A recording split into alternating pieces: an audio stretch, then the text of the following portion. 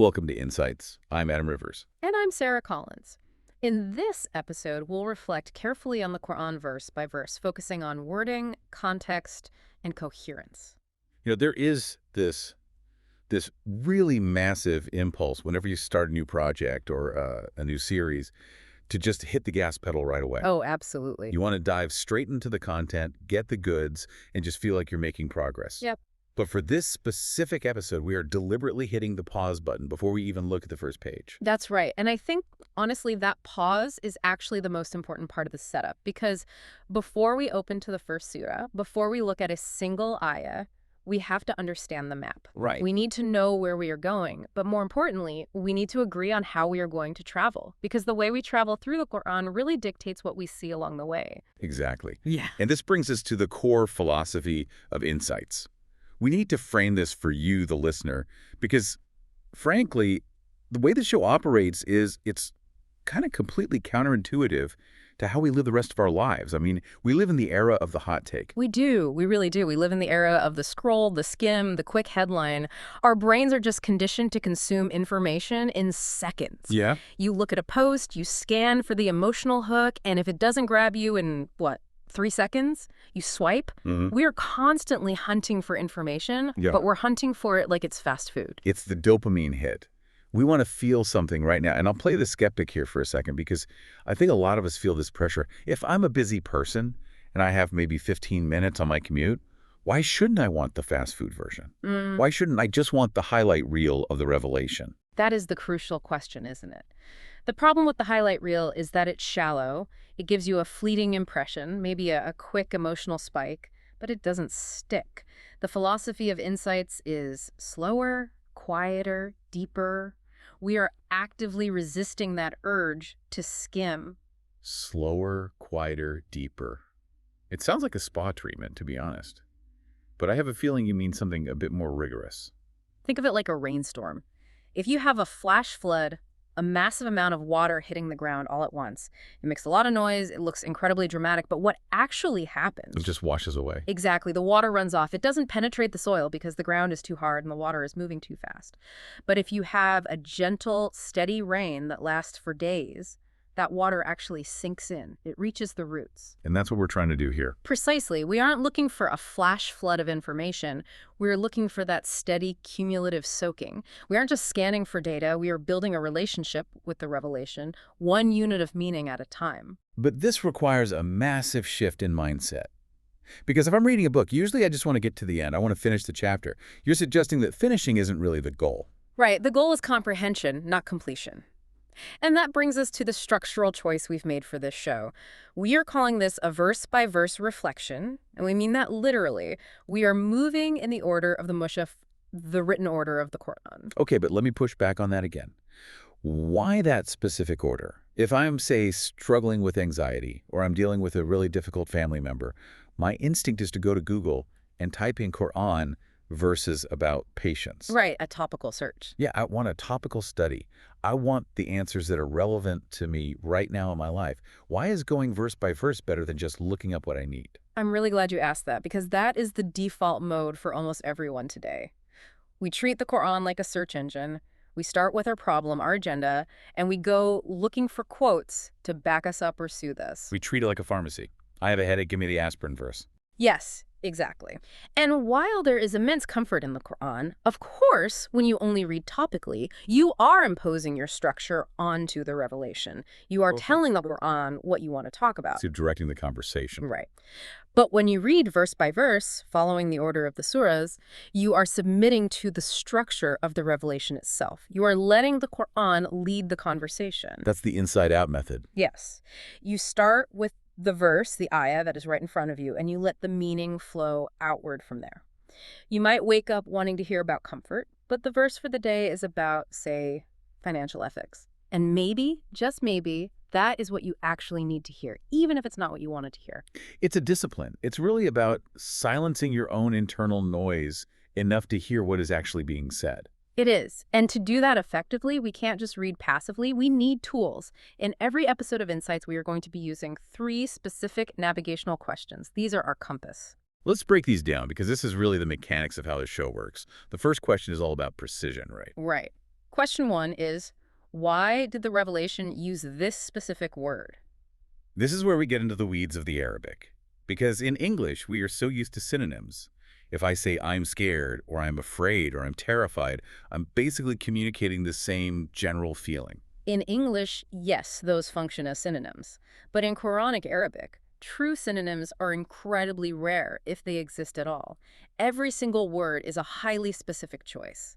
If the Quran uses a particular word for fear, it might specifically mean fear based on knowledge, as opposed to a different word that means fear based on instinct. So we just gloss over it in translation and say, oh, that means fear. We're actually missing the entire point of why that word was chosen. We are flattening the landscape. We are turning this beautiful high-definition image into a blurry pencil sketch. So we stop. We ask why this word and not that other word. We look at the nuance. We look at the shadows that the word casts. And that leads directly to the second question, which I think is the one people skip the most often. We love to take a verse, put it on a nice background, and share it on social media. But we rarely ask, why is this verse placed in this specific spot? Context is absolutely everything. A verse is never an island. It's not just a standalone quote dropped from the sky. It has neighbors. It has a family. I always think of it like walking into a room where two people are deep in conversation. If you only hear the very last sentence, something like, and that's why I left him, you might think you understand what happened. But you don't. Exactly. If you didn't hear the 20 minutes before that, you have no idea if they're talking about a husband, a business partner, or maybe a mechanic who overcharged them. That is a perfect analogy. We have to look at the context within the passage. What was said immediately before this verse? What comes immediately after? Often the profound meaning of a verse isn't just in the words themselves, but in the connection to what surrounds it. The transitions. Yes. Why does a verse about war suddenly transition into a verse about forgiveness?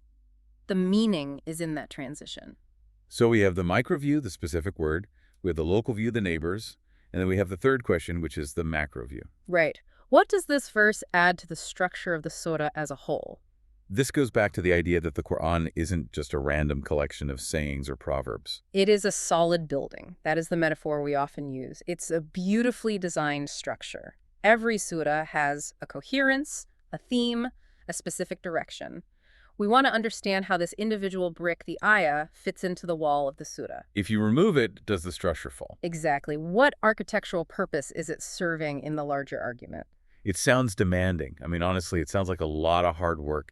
We're asking the listener to not just let the audio wash over them while they drive, but to actually engage their critical thinking skills. It is demanding. But it's a quiet demand. We aren't asking you to memorize a textbook. We are asking you to be deeply curious. We are relying on the principle that the Quran explains the Quran. If we get stuck, we look for internal coherence. We let other parts of the revelation shed light on the part we are currently reading. Now, I want to pivot to something that I think is really crucial for our listeners to understand, especially given the current climate of online discourse. When you talk about analyzing religious verses, usually that spirals immediately into debate. Oh, almost instantly. People want to win arguments. Yeah. They want to find the verse that proves their specific group is right and everyone else is completely wrong. And that is exactly what Insights is not. But isn't debate healthy? I mean, isn't that how we get to the truth? Why are we drawing such a hard line against it here? Debate definitely has its place, but the mindset of debate is usually adversarial. You are listening in order to formulate your response. You are listening to find a flaw in the other person's logic so you can strike. Right, you're looking for ammo. Exactly, and that is the exact opposite of the mindset required for tadabbur, for true reflection. To reflect, you have to be vulnerable, you have to be humble, you have to approach the Quran asking, what does this have to teach me? Not, how can I use this to defeat someone else? Oh, we're taking the armor off. We are taking the armor off entirely.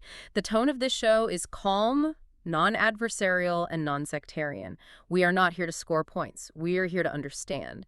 And that means we also have to be very transparent about our own limitations. This is the boundaries part of our philosophy. Yeah. We really need to be clear about what we know for sure and what we are just inferring. Right. We will always try to distinguish between three distinct things. First, what the verse explicitly states, the undeniable fact of the wording. Second, what the wording suggests or implies, the linguistic nuance. And third, what is a reasonable reflection or inference we can draw for our own lives? We can't blur those lines. I can't sit here and say the Quran commands you to organize your daily calendar this way, when really that's just my personal, modern reflection on a verse about the passage of time. Exactly. That would be irresponsible. And this brings us to probably the most important boundary of all. Insights is not a replacement for formal scholarship. We are doing tadabbur, not fatwa. A huge, huge difference. A fatwa is a formal legal ruling. It requires years and years of specialized training in jurisprudence to tell you if a specific financial transaction is permissible or if a specific food is halal. That is not what we are doing. We are doing tadabbur. Yes. We are pondering the meaning, the moral weight, the character guidance. We are looking at how these verses shape our inner landscape. So if someone is listening to this hoping to get a final, binding legal verdict on a highly complex, modern issue, they're basically in the wrong place. They are. But if they are looking to understand the mind and the heart that the Quran is trying to cultivate within us, then they are exactly in the right place. We want to make this deep reflection accessible to English listeners without watering down the profound nature of the message. Accessible but deep. That's the target. That's the target. So let's recap where we are. We have the method slow, verse by verse. We have the tools, those 3 questions regarding wording, context, and structure. We have the boundaries, no polemics, no legal rulings. But the really big question remains, why? What is the actual outcome of all this effort? If I stick with this show day after day, episode after episode, what changes in me? The ultimate goal is to build basira. Basira, that's a beautiful Arabic term. Let's unpack it for the listener. It's usually translated into English simply as insight, which is obviously the name of the show, but it means a lot more than just having a good idea, doesn't it? It does. Basira comes from the root word for vision or sight. But it's not physical sight of the eyes, it's the sight of the heart, the deep inner vision. How would you illustrate that? Think of it this way. You can know the dictionary definition of a red traffic light. You know it means stop. That's just raw information. But basira is actually seeing the red light while you're driving and instinctively, immediately hitting the brakes because you deeply understand the danger. It's knowledge that has transformed into vision and action. It's a worldview. It's a lens through which you actually perceive reality. Exactly. We mentioned earlier that the Quran describes itself as a structure, a building. When you engage with it verse by verse, patiently, over a long period of time, you are building that structure inside yourself. You're constructing the lens. You are. And eventually, you don't just know what the Quran says as a set of facts. You start to see the world through the Quran. You begin to see your relationships, your work, your personal struggles through that specific lens. And I really have to stress this point, that doesn't happen in one episode. No, it definitely doesn't happen overnight. You simply cannot binge watch Basira. It grows with continuity. It grows with steady repetition. That's why we emphasize that this is a daily practice. It's a habit. You're placing 1 brick a day. Right. And it feels slow at first. It might feel like you aren't getting anywhere dramatically fast. But then one day, you look around and realize you were standing inside a magnificent building that wasn't there before. So for the listener tuning in right now, the person who is maybe prepping for a morning meeting or doing the dishes or out walking the dog, what is their role in all of this? Because we've said this isn't a passive experience. We are asking you to be an active partner in this conversation. When we ask, why did the revelation use this specific word, don't just wait for us to spoon-feed you the answer. Pause. Wonder about it yourself. Let the questions sit with you for a moment. And then, crucially, take it with you. That is the final essential step. We want you to carry the meaning into your actual day. Knowledge that isn't applied is just trivia. It's useless. Yeah, if a verse talks about patience and you intellectually understand the beautiful linguistic nuance of the Arabic word, but then you snap at your kids 10 minutes later, you haven't really understood the verse at all. You got the information, but you entirely missed the transformation. Precisely. So every single episode of Insights will end with a nudge, a gentle call to action, something for you to mull over or explore on your own that bridges the gap between the revelation and your everyday reality. I really love that approach. It makes what seems ancient feel incredibly immediate. It's not just history we're studying, it's happening right now. It is. It's a living, breathing engagement.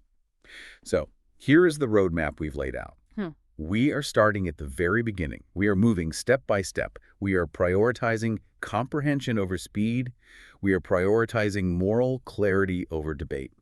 And we are inviting you to build this habit alongside us. It's a journey from the surface to the depths.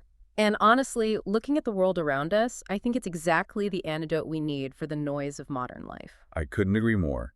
It's time to slow down. Next time, we start for real. We will be looking at the very first surah, the opening. It's the perfect place to begin. That's it for this episode of Insights. If you found this reflection helpful, follow the show and join us next time as we continue verse by verse in the Quran. Until then, take one idea from this verse into your day.